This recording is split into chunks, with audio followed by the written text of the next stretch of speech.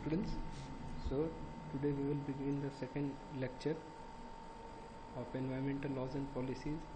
We were basically continuing about introduction. So regarding that we will continue.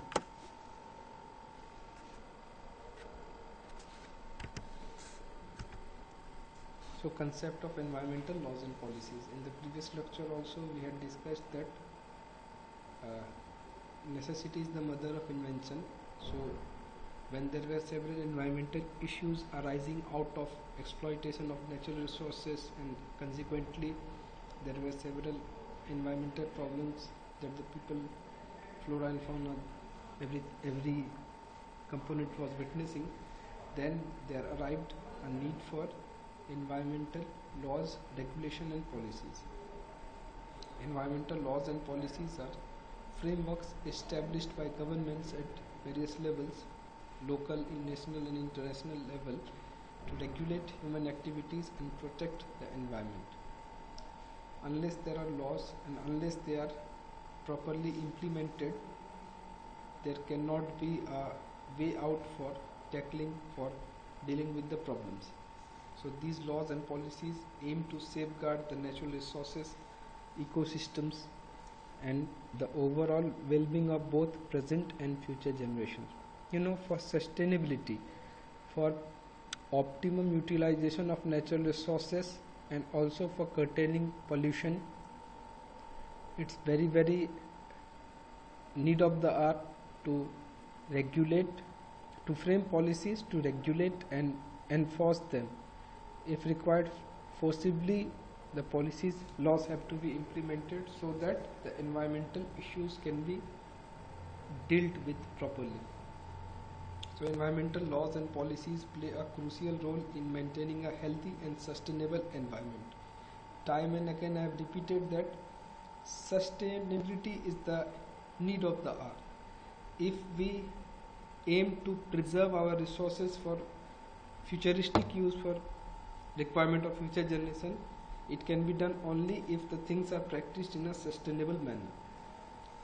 So the environmental laws and policies provide a legal framework to regulate human activities, promote responsible environmental stewardship and ensure that the development occurs in a manner that minimizes harm to the environment and future generations. The concept of environmental laws and policies, it basically revolves around several key principles and objectives. There are many important principles and objectives that lies behind environmental laws and policies. So the first key principle of environmental laws and policies is protection and conservation of the environment and its components.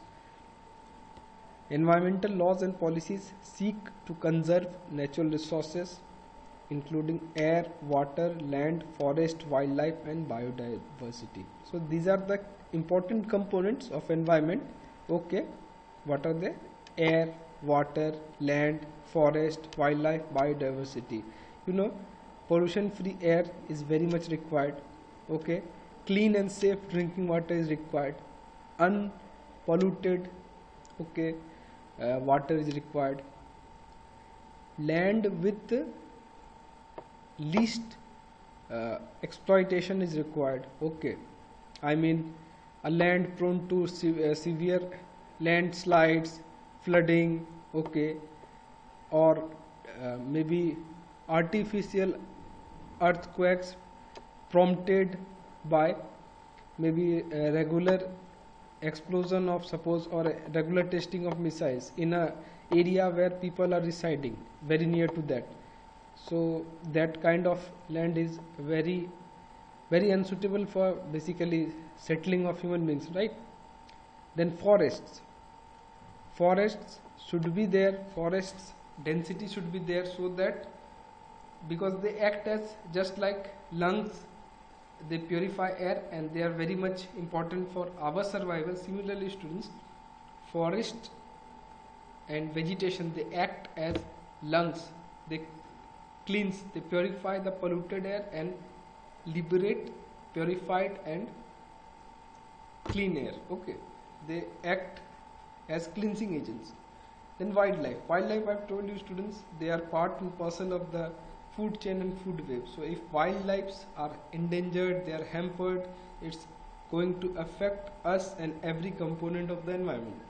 And biodiversity, we have discussed that the richness of the various species of animals, birds, plants is the biodiversity basically. Okay, the more is the number of species and the more protected and more safe they are, that will be a proper prospering biodiversity. So these regulations set limits on pollution levels, promote conservation efforts, and establish protected areas to preserve ecosystem and endangered species. Then prevention of pollution. So basically environmental laws and policies, they have a underlying aim of preventing pollution, okay, or at least minimizing the pollution. So they outline measures to prevent and control pollution, include emissions from industries, transportation, waste disposal and other sources. Laws often require companies to implement technologies, practices that reduce environmental impact and adhere to emission standards. You know students, there are norms for emission of fumes.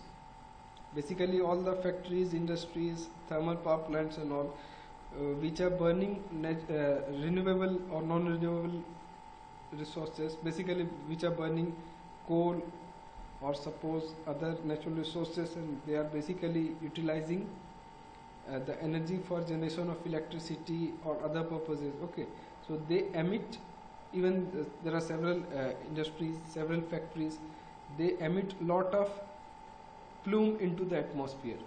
Okay, and that plume should not be polluted, that plume should not be poisonous, because we have witnessed in past about Bhopal gas tragedy. You know, in 1984, probably 3rd December 1984, methyl isocyanate MIC was leaked on a very enormous quantity from a factory, and near about 2-3 kilometers area it spreaded, and people sleeping in the night, chilled winter night, okay, many of them died instantaneously.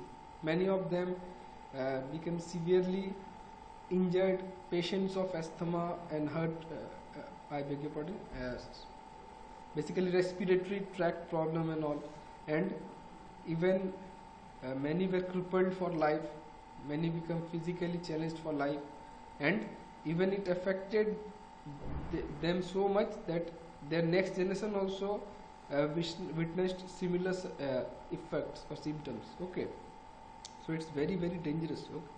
So this should be regulated.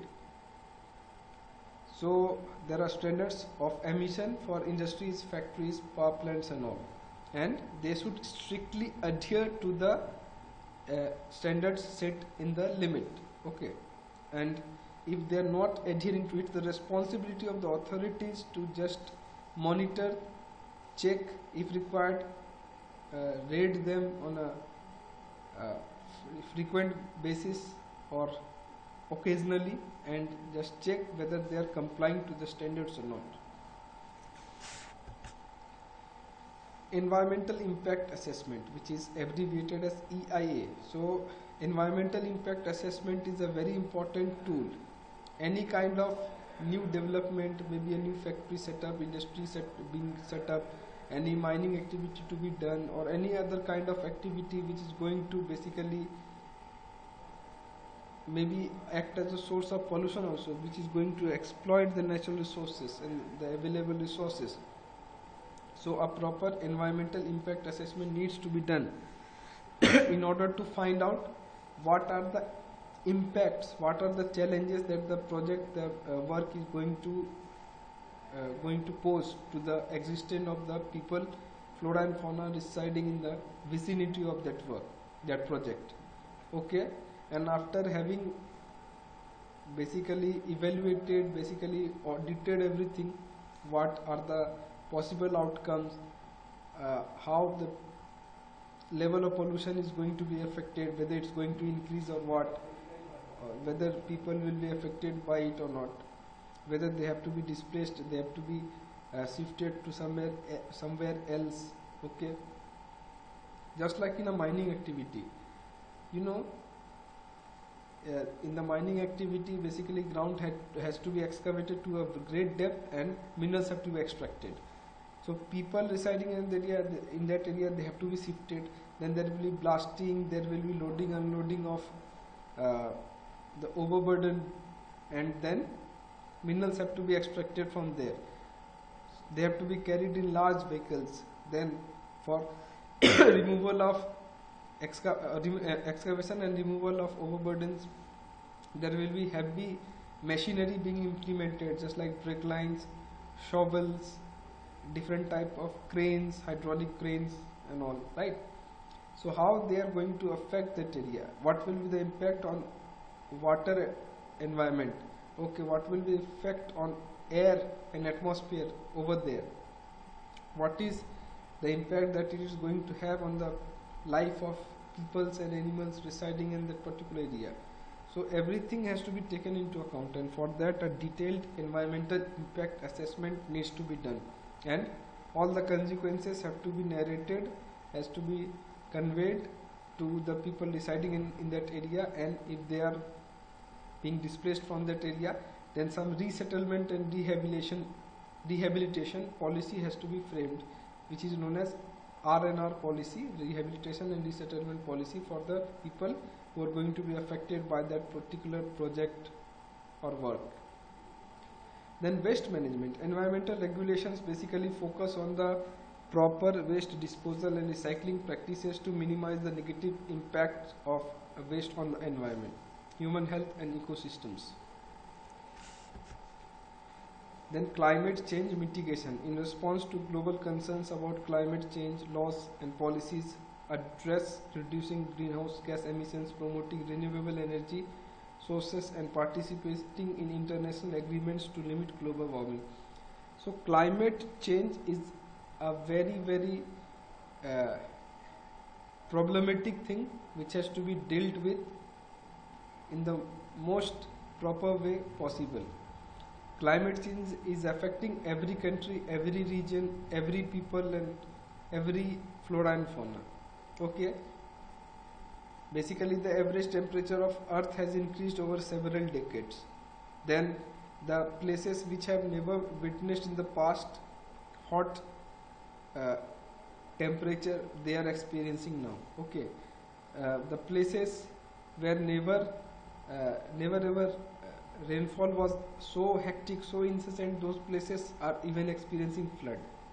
Then global warming is rampantly increasing. So these are very important issues and they have to be properly dealt with. And for that, suppose if a particular country is abiding the rules but another country, adjoining countries are not abiding, then also the problem is not going to be sorted out.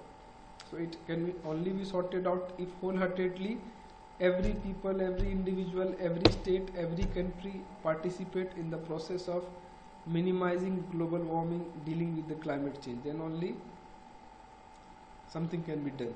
Okay, otherwise it will be a futile exercise. Then international cooperation. Just we have discussed that international cooperation, mass public awareness is very required for dealing with the issues of climate change and global warming. Environmental laws and policies often involve international agreements and collaborations between nations to address global environmental challenges collectively. Agreements like Paris Agreement on climate change, Convention on biological diversity are examples of such international cooperations. So basically students, all the countries should actively participate in the process of basically dealing with the environmental pollutions, in the process of mitigating global warming and climate change. And if all the countries do not get involved, few countries try to maintain the balance of nature, few countries abide by the rules and regulations, and other countries, if they violate, if they break the rules, regulations, then overall it will be just a futile exercise because it's not going to benefit, right? Then public participation and mass awareness. So a strong public opinion has to be made for dealing with global warming, environmental issues, climate change, and public awareness has to be there. Okay, public should be made aware of the problems that are created due to global warming, climate change, how they can contribute in the process of minimizing or mitigating these problems. Okay, what protocols they should follow, what should be the measures. Okay, they should be made aware of the things, if required, through mass medias, televisions, through various social media platforms, through newspapers and all. Okay, so many environmental laws encourage public participation, awareness and education regarding environmental issues. They may involve public consultations, access to information, programs to raise awareness about conservation and sustainable practices. The implementation and enforcement of environmental laws and policies typically involve government agencies, regulatory bodies, enforcement authorities, and stakeholders such as business communities and NGOs, non-governmental organizations. You must have heard the term NGO. Compliance with these regulations often involve monitoring, reporting, inspections, penalties for violations, and incentives for adopting environmental friendly practices. The concept of environmental laws and policies is dynamic and evolving, adapting to scientific advancements, changing environmental challenges and societal needs. It aims to strike a balance between human development and environmental protection for a sustainable future.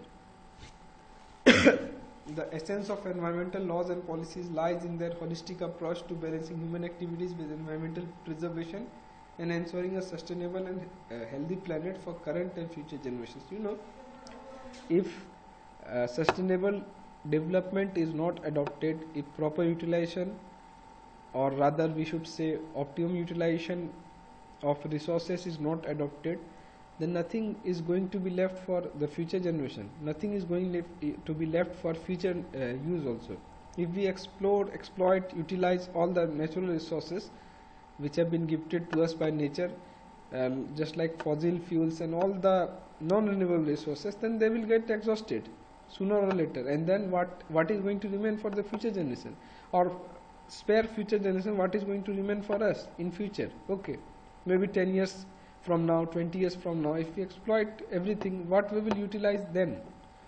There will be a lot of hue and cry. Okay, there will be lot of chaos in future if we do not adopt sustainable practices. So it's very essential to adopt those sustainable practices. The essence of environmental laws and policies lies in their holistic approach to balancing human activities with environmental preservation, ensuring a sustainable and healthy planet for current and future generations. Okay, so environmental laws and policies are framed, okay, and there has to be a holistic approach. Everyone should be involved to balancing human activities with environmental preservation and ensuring a sustainable and healthy planet for current and future generations. So they aim to create a framework that fosters responsible stewardship of earth, resources and ecosystems while promoting harmony between human societies and natural world.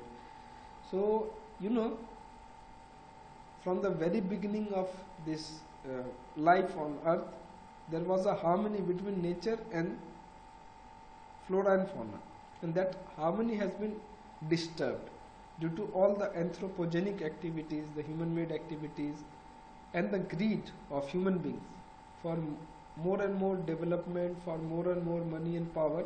That has basically led to this breakage of harmony between nature, environment and the human beings, and due to that all the creatures have to suffer.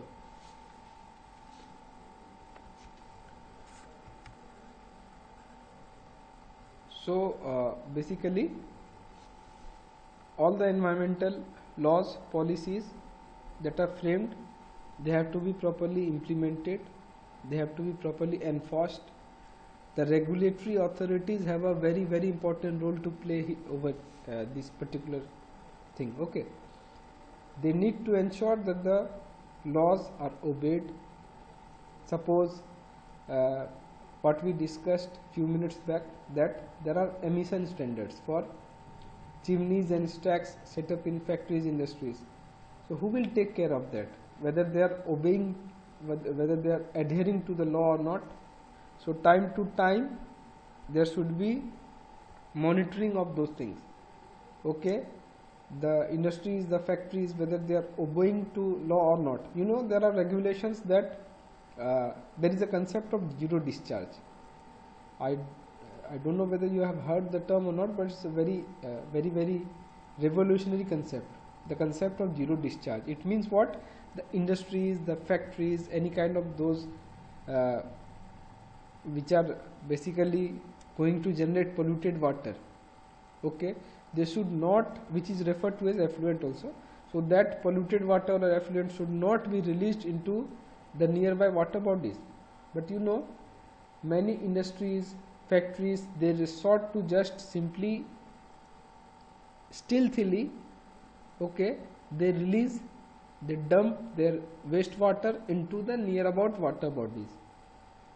They just build outlets so that their effluent can be directed towards the surface water bodies, maybe it a river, stream, ponds or other such water bodies. So they get basically liberated of that wastewater. But what that wastewater, that polluted water which contains harmful chemicals, maybe pesticides, dyes, okay, and several other harmful things, several other harmful elements, they are going to just go into the surface water body if dumped illegally, and they are going to affect all the flora and fauna which are dependent on that water body.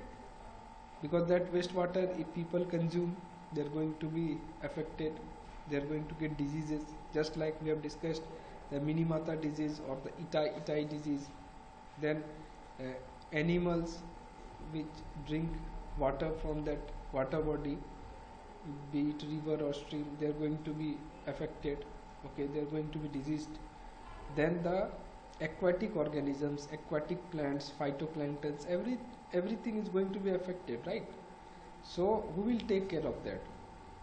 The agencies, they should be properly checking those things, right?